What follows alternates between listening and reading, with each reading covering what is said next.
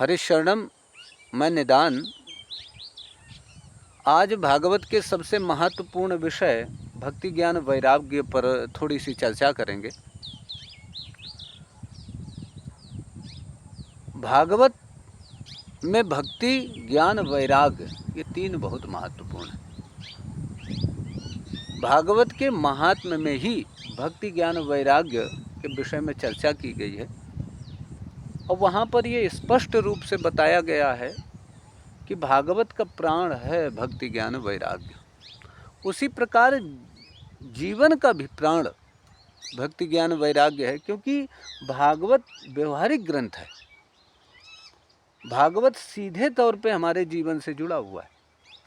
जीव की जितनी भी गतिविधि होती है संसार में, चाहे वो अर्थ को लेकर के हो, धर्म को लेकर के हो, या भोग को लेकर के हो, या मोक्ष को लेकर के हो, जिसे हम भगवत प्राप्ति कहते हैं, इन सब में कहीं पर भक्ति प्रधान होगी, कहीं पर वैराग्य प्रधान होगा और कहीं पर ज्ञान प्रधान होगा।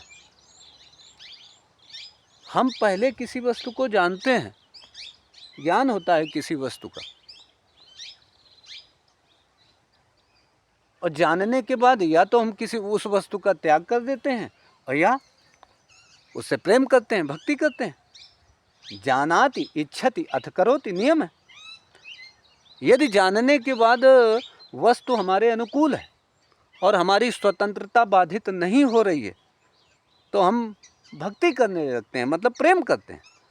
और यदि वस्तु अनुकूल नहीं है, व्यक्ति अनुकूल नहीं है, तो हम त्याग कर देते हैं, वैराग्य कर लेते हैं।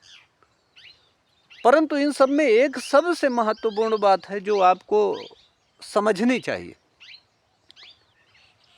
भक्ति ज्ञान वैराग्य के बिना संसार में गति नहीं है, लेकिन भक्ति ज्ञान वैराग्य के बीच में यदि कामना आ जाएगी तो राग द्वेष आ जाएंगे, और यदि कामना भक्ति ज्ञान वैराग्य के आश्रय में होगी तो जीवन कृतकृत्य हो जाएगा। उदाहरण कहीं बाहर नहीं ढूंढना है, भागवत में ही ढूंढ लो आप। आत्मदेव के जीवन में भक्ति ज्ञान वैराग्य नहीं है, पर कामना है, इसीलिए उसे धुंधुकारी की प्राप्ति हो रही है। इसलिए भक्ति ज्ञान वैराग्य जीवन में बड़ा महत्वपूर्ण है। प्रत्येक क्रिया ऐसी बनाओ कि या तो भक्ति परक हो, या तो ज्ञान परक हो, या वैराग्य परक हो। बोलिए जय जय श्री राधेश्याम।